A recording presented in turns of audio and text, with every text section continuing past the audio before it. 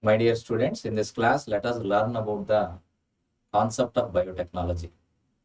Biotechnology is the use of microorganisms or cells or cell components or sometimes the whole organisms to produce the goods or products required by the human being.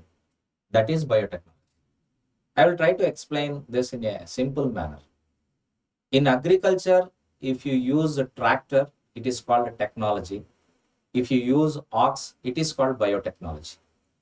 Even the kitchen in the home is a biotechnology lab because you are preparing curd by using lactobacillus.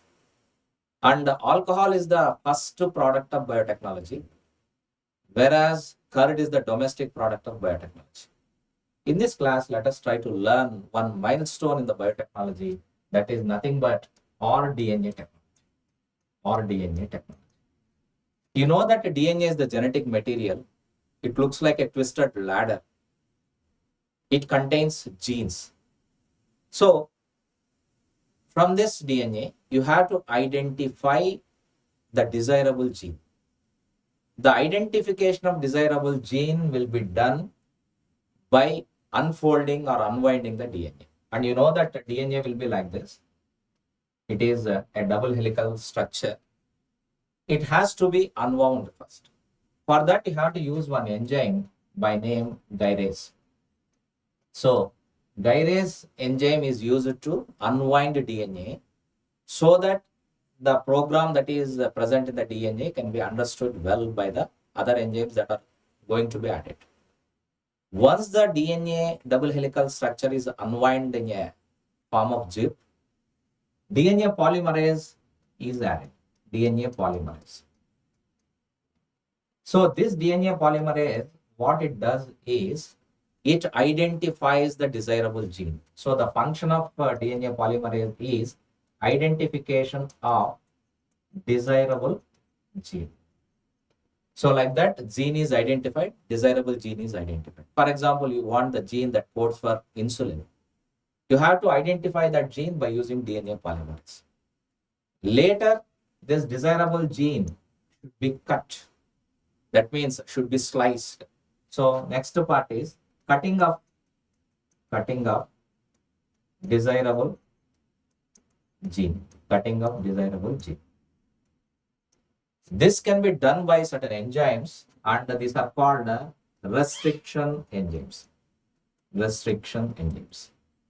Of course, these are three types, namely type 1, type 2, type 3, like that.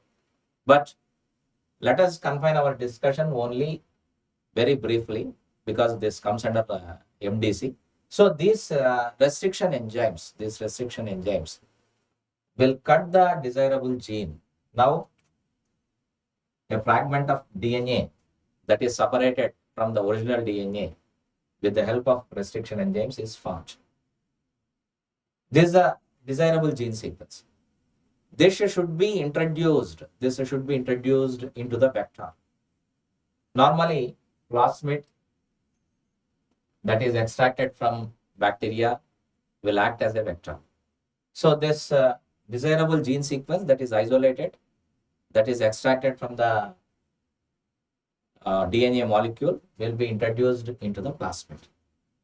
This plasmid should accept this first of all. Later, it has to replicate this. So now imagine this is circular. This plasmid is a circular DNA that is being extracted from breaking the cell wall of the bacteria by the detergents. Now this plasmid is extracted. There is no place, there is no space in this plasmid to introduce the gene, this DNA fragment.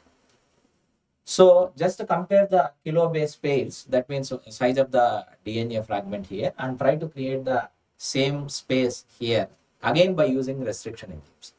And you know that DNA contains cohesive ends. The moment you cut the DNA, the cohesive ends will come again together, again forming the circle. So here you have to use certain other enzymes so that the cohesive ends can be managed. Normally alkaline phosphatase will be used for this purpose.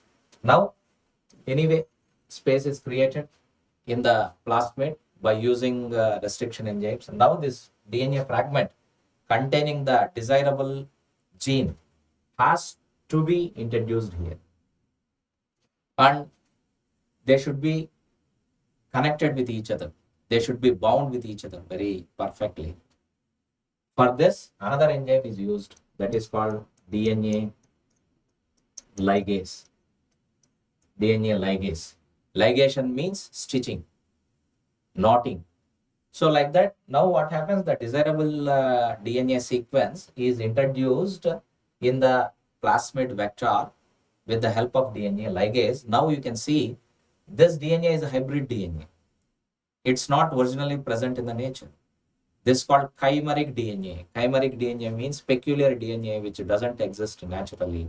And this is called rDNA or recombinant DNA. By using this recombinant DNA technology, you can introduce any gene of your choice. That means you can tailor the gene. This has created the way, this has paved the way for the tailoring of genes, designing of genes, and measuring the genes and cutting the genes according to your own whims and fancies.